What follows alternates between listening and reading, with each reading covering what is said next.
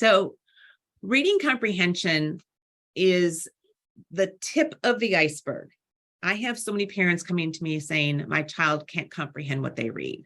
And my first question is, do they have strong auditory processing? And they say, what do you mean?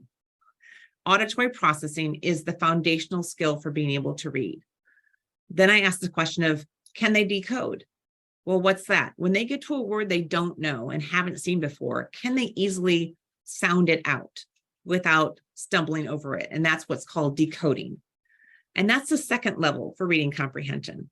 Now, if you don't have those first two levels, so much of your brain is focused on just reading the words. You have nothing left in your brain to comprehend. The analogy I use, it's like trying to translate something in another language.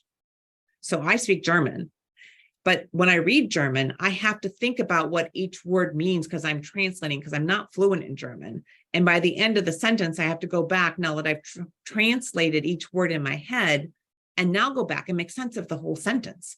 Well, if you can't decode, that's what it's like reading. So the third skill you ask is, are they reading fluently?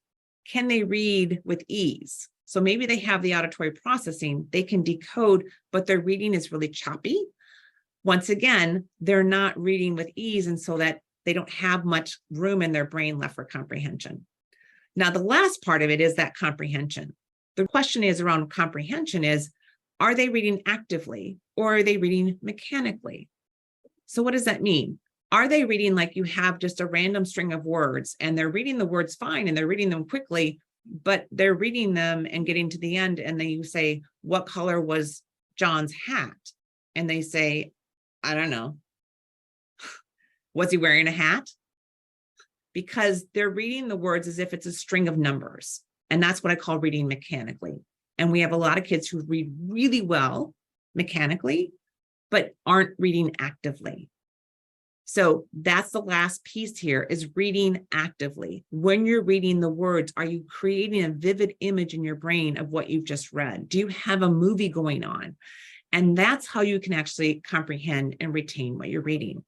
Auditory processing, word attack, fluency, reading actively equals comprehension.